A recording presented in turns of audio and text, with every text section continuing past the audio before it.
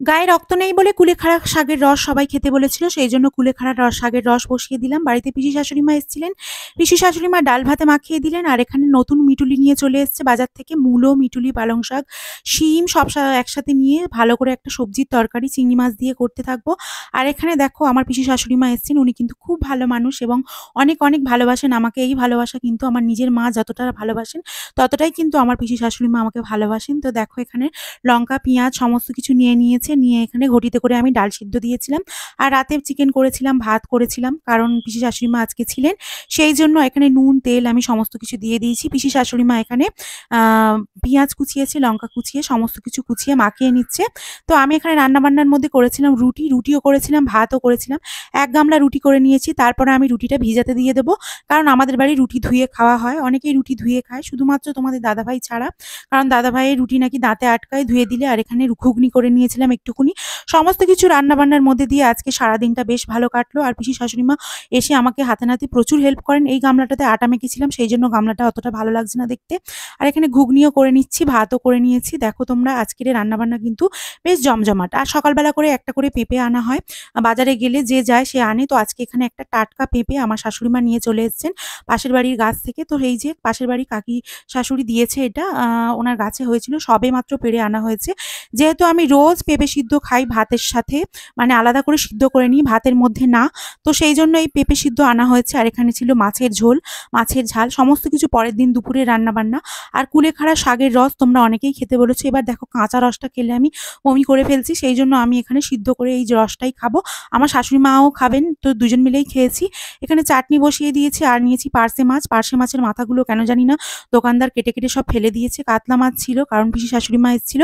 তো দুপুরবেলা কাতলা মাছের ঝোল করেছিলাম, আর রাত্রিবেলা করেছিলাম কিন্তু চিকেন। আর এই মাছের ঝালটা খুব অল্প পরিমাণে করা হয়েছে। এবার অনেকজন লোক ধরতে গেলে ১০-১২ জন লোক, মানে দোকানেও ভাত যাবে, আমরাও সবাই, সব মিলিয়ে অনেকটা। আমার শাশুড়ি মা খুব সুন্দরভাবে ভাগযোগ করেন এবং ভাত বাড়েন দোকানের জন্য। এখানে আমার বর্মশাই চলে এসেছে। বর্মশাই এসে জামাকাপড় চেঞ্জ করে হাতে করে হেলমেটটা নিয়ে বলল, ঘরে এসো, আমার একটু দরকার আছে। তো সেই জন্য আমি একটু ঘরে ওর সাথে চলে গেলাম।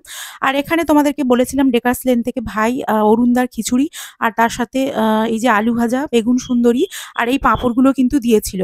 পাঁপড়গুলো দিয়েছিল দুটো ভাগে ভাগ করে, কারণ দুটো কন্টেনারে করে কিন্তু আনা হয়েছিল। আর এখানে দেখো আলু ভাজা আছে আর বেগুন সুন্দরী। তোমরা বলেছিলে বেগুন সুন্দরী কেমন খেতে, খুব একটা মানে আমার ইউনিক লাগেনি, কারণ বেগুন ভাজার উপরে একটু মশলা ছড়িয়ে দিয়েছিলেন।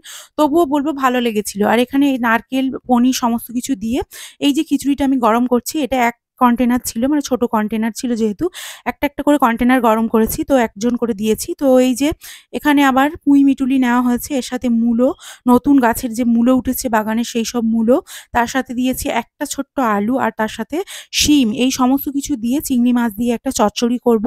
এটা কিন্তু তোমরা শুটকি মাছ দিয়েও করতে পারো। শুটকি মাছ দিয়ে মিটুলি কিন্তু খুব ভালো লাগে।